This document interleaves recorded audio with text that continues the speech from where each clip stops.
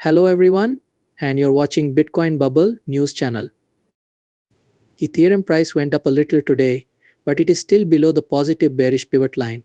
Once more, you have to be honest about where it is on the chart.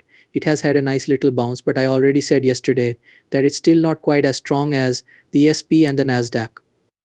If you put an Nvidia chart on top of this, you'd see that Nvidia has moved a lot more since its low point. It just made a much bigger move for what it is. I wouldn't know the percentages, though I'd have to do the math. Okay, then the pivot line is still around 61,000. That is if we got above and made sure, yes, that would be fine, go strong.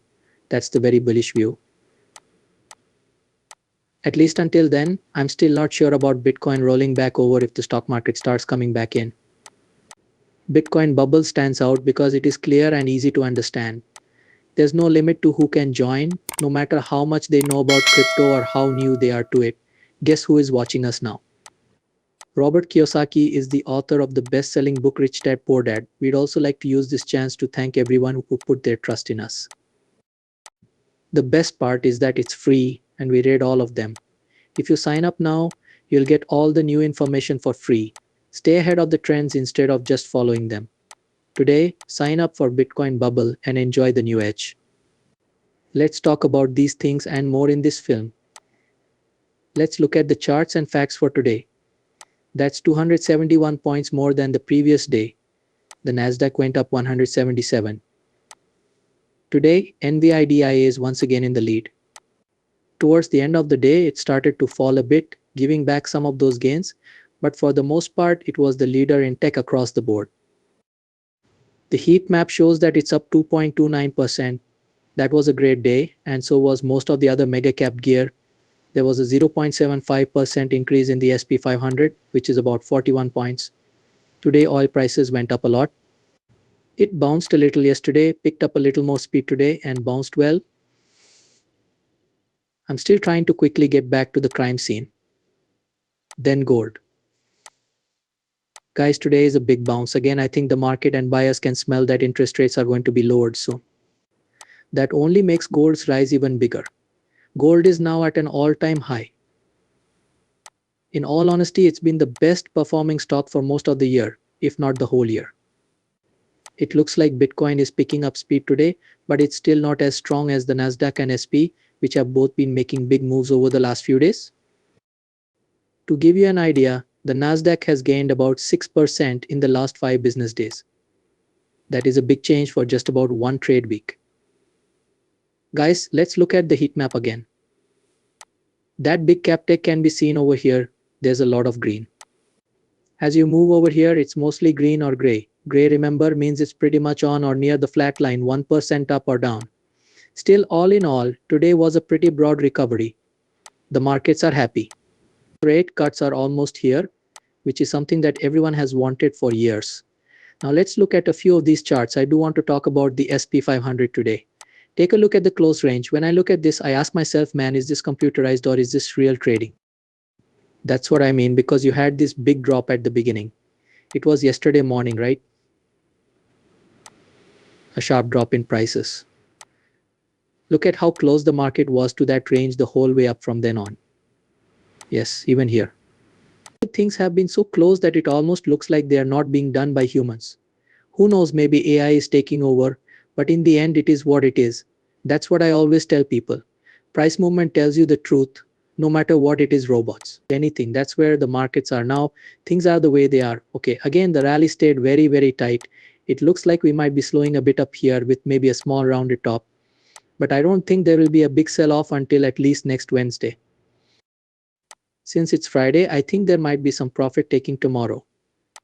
That could happen before the weekend, but I don't think it will. It would surprise me if we had a day where we lost 1% or more. I think that anything in that range is just people getting their money off the table before the Fed meets next week and even on Monday and Tuesday if nothing happens over the weekend. Most likely there won't be a big sell-off until at least next Wednesday at 2 p.m. Eastern Time when the Federal Reserve speaks. Bitcoin is worth about $60,000 right now, but experts think it could fall to $37,000. For institutional buyers in particular, this correction could be a chance to buy. Bitcoin is worth about $60,000 right now, but some experts say it could drop as low as $37,000.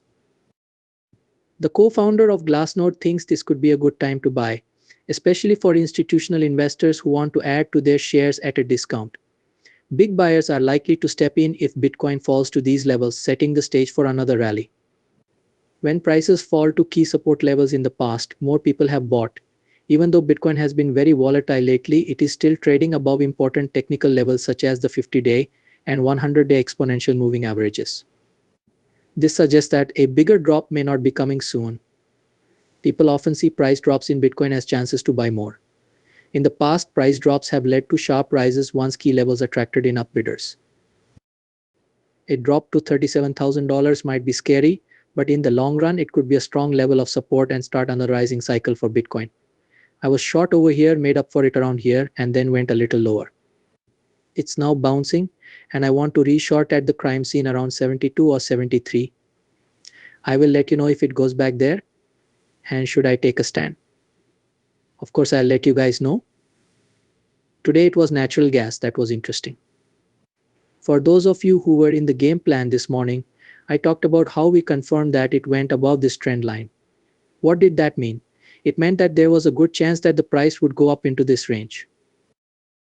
We are now at the very bottom of the line. Actually, I'm going to look for a possible short on this if we can push up and get to the top of this range.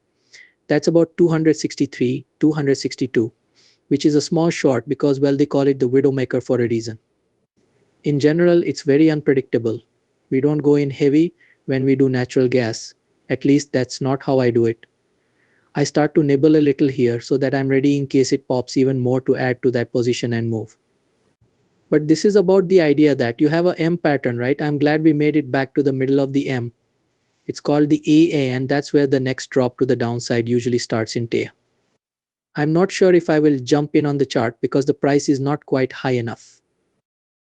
Today is gold and silver, which are both great moves. Gold today, all the way to the top of my parallel channel and even above it. This is a big test for gold. Is it going to break and go straight to my 2660 level? Or will it first pull back and maybe change the low end? I'm not sure. Tomorrow I'm going to see what this does. Does it match up with what's above? Does it get pulled back? Let's see what happens. Silver too. Guys, look at this silver. Silver reaching a peak above a parallel path that slopes downwards. The same thing. We'll end up above. Maybe be sure. That is going to be the big surprise. You'll probably go back to $32.50, which was your high turning point right here, or this $32 level anyway. Okay, here are some more charts. The palladium chart is mine to show you. You guys already know that palladium is my favorite metal based on its value. Take a look at this break today. I love seeing this, guys. This has shot up even higher. Once more, great move. There will be proof of the rise today.